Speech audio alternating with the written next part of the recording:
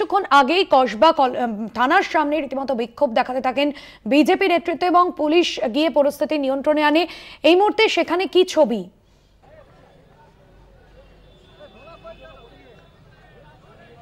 দেখো, এই মুহূর্তে ঠিক কসবা থানার সামনে আমি আমার ক্যামেরা পার্সন রফিকুল দেখানোর জন্য বিজেপি যুব মোর্চার কর্মী সমর্থকরা তারা কিন্তু এখনো রয়েছেন এবং সেখানে ইন্দ্রনীল সেন যুব মোর্চার সভাপতি তিনি রয়েছেন এবং তার সঙ্গে যারা আজকে ঘটনার সঙ্গে অভিযুক্ত তাদের ছবি নিয়ে তারা কিন্তু সেখানে তারা বিক্ষোভ দেখাচ্ছেন এবং এই বিক্ষোভ আমরা এর আগেও দেখেছি এবং সেই বিক্ষোভ আমরা যখন দেখছিলাম সেই সময় দেখি যে পুলিশের একটা বড় বিশাল পুলিশ বাহিনী গিয়ে কিন্তু সেখানে সেই বিক্ষোভ তাদেরকে ছটিয়ে দেয় এবং প্রায় তৃণমূল কংগ্রেস এখানে যারা ছিলেন সেই তৃণমূল কংগ্রেসের যারা আটক হয়েছে তাদের বিরুদ্ধে যখন স্লোগান দিচ্ছিল এবং টায়ার জ্বালাচ্ছিল সেই সময় কিন্তু পুলিশ কিন্তু সেখানে সেই বিক্ষোভকারীদের সরিয়ে দেয় এবং অভিযোগ হচ্ছে বিজেপির পক্ষ থেকে, বিজেপি যুব মোর্চার পক্ষ থেকে তারা বলছেন যে 17 জনের মতো আটক করেছে। আমরা দেখেছি বেশ কয়েকজনকে তারা পুলিশ টানতে ভিতরে নিয়ে যায়।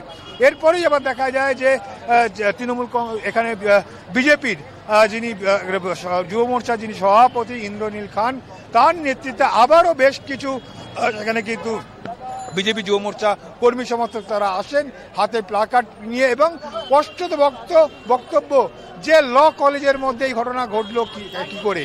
যদি আমি ধরে নেওয়া তারা অভিযোগ করছেন যে ধরে নেওয়া যায় যদি তিনি প্রাক্তন ছাত্র তাহলে কি করে তারা ভিতরে আসবেন, কি করে তিনি থাকলেন ওখানটায় এবং কিভাবে, এবং এর পিছনে একটা বড় চক্র রয়েছে এবং তদন্ত করে সেই চক্র কিন্তু বার করতে হবে এবং ভাঙতে হবে।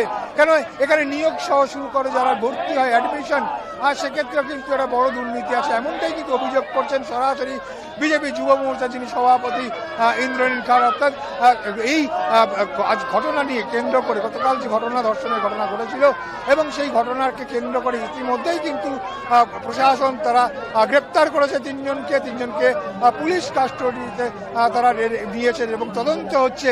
সেই জায়গায় দাঁড়িয়ে থেকে কিন্তু বলা যেতেই পারে যে পুলিশ তার শিথিলতা দিচ্ছে না, কিন্তু পাশাপাশি শাসক দলের পক্ষ থেকে অভিযোগ করা হচ্ছে যে অপরাজিত বিল পাশ হলো কিন্তু তা আইনে পরিণত হতে দিচ্ছে না।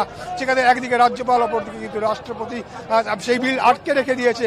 অর্থাৎ সব মিলিয়ে কিন্তু এই ধর্ষণকে কেন্দ্র করে ল কলেজে যে ধর্ষণের ঘটনা ঘটেছে বলে অভিযোগ করা হচ্ছে তা নিয়ে কিন্তু ইতিমধ্যে রাজ্য রাজনীতি কিন্তু বিভিন্ন জায়গায় ইতিমধ্যে আমরা দেখেছি এখানটায় কংগ্রেসের পক্ষ থেকে তারা করা হয়েছে, বিক্ষোভ দেখানো হয়েছে, সেখানে অভয় মঞ্চের পক্ষ থেকে, বিজেপি যুব মোর্চার পক্ষ থেকে, অর্থাৎ সমস্ত দলও কিন্তু সেখানে বিক্ষোভ দেখিয়েছে এবং বিক্ষোভরত যারা এখানে যুব মোর্চার যারা সংগঠন ছিল তাদেরকেও গ্রেপ্তার করা হয়েছে। অভয় মঞ্চ একদমই দেবাশিস, বেশ কিছুক্ষণ আগে বিক্ষোভ সেখানে চলছিল এবং এই মুহূর্তে পরিস্থিতি অনেকটা নিয়ন্ত্রণে এসেছে। ধন্যবাদ জানাবো তোমায়। সরাসরি ছিলেন কসবা থেকে আমাদের প্রতিনিধি দেবাশিস সেনগুপ্ত।